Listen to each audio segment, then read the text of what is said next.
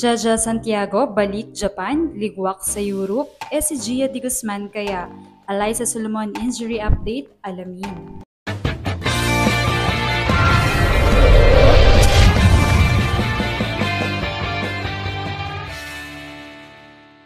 What's up, Volleyball Nation? Welcome back to my YouTube channel. Narito ako para magbigay sa inyo ng updates tungkol sa mundo ng volleyball.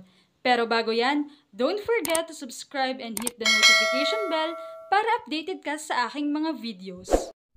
Tumitindi pa rin ang aksyon sa volleyball ngayon dahil kung mapapansin nga ay pataas ng pataas ang antas ng laro sa Pilipinas at mas nakikilala na rin ang mga Filipino volleyball players sa ibang bansa. Isa nga sa kilala at namamayagpag ngayon sa larangan ng volleyball ay si Jaja Santiago o si Sachi Minowa na matagal nang ipinagdadasal ng mga Filipino fans na maging representative muli ng Alas Pilipinas bilang bahagi nga ng national team. Subalit mas piniling ang tahakin ni Jaja ang kanyang kapalaran sa Japan at nangangarap ding makapaglaro sa mga bansang mas mataas pa ang antas at kompetisyon sa volleyball. Una na ngang napabalita ang kanyang paglalaro sa Europe. Mataas ang antas ng women's volleyball sa Europe. Dahil dito matatagpuan ang ilan sa pinakamalalakas na national teams at professional leagues sa buong mundo, particular sa Turkey, Italy, na itinuturing na sentro ng pinakamahuhusay na manlalaro at pinakamatitinding kompetisyon. Ang mga bansa gaya ng Serbia, Italy at Turkey ay laging kabilang sa top rankings ng FIVB at madalas nagwawagi sa European at World Championships. Kilala ring naglalaro dito ang ilang pinakamahuhusay na atleta sa kasaysayan ng volleyball tulad ni Paolo Egonu ng Italy na itinuturing na isa sa pinakamalakas na spiker sa mundo, Eda Erdem ng Turkey na tanyag bilang isang leader at elite middle blocker, at Tihana Voskovic ng Serbia na 2 beses nang naging MVP sa World Championship. Dahil dito nakikita ang Europe bilang tahanan ng pinakamataas na antas ng kompetisyon at talento sa women's volleyball. Subalit ayon nga mismo kay Jaja ay balik Japan muli siya sa susunod na torneo roon. Binalikan nga ni Jaja ang moment na nag-champion siya kasamang JT Marvelous.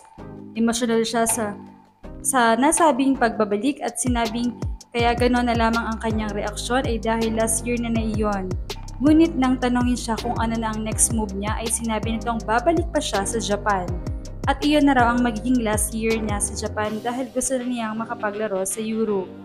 Ayon naman sa mga komento ay mukhang walang kumuha kay Jaja sa Europe sa ngayon. Kaya naman kahit sinabi na niyang last season niya na sa Japan noong 2024-2025 season, ay babalik pa ito para sa isa pang season habang hinihintay ang kanyang Europe dream.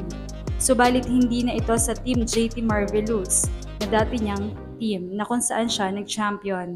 Umaasa pa rin ang mga Pinoy volleyball fans na sana ay mabigyan ng pagkakataon na makapaglaro siya sa Alas Pilipinas at baka ito na maging susi upang makuha ng gold medal ng bansang Pilipinas. Hirit naman ng mga fans paano raw si Gia?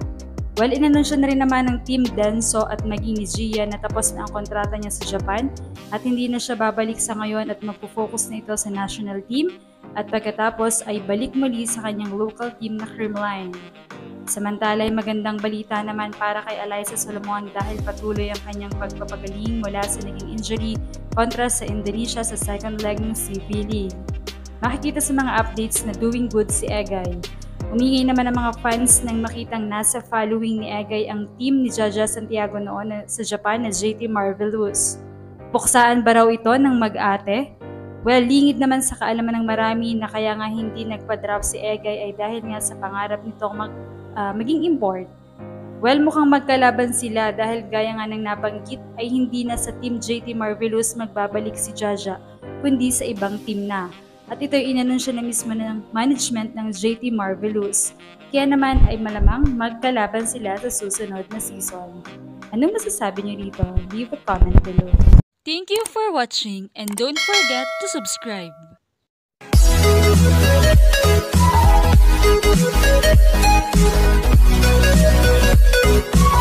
Thank you.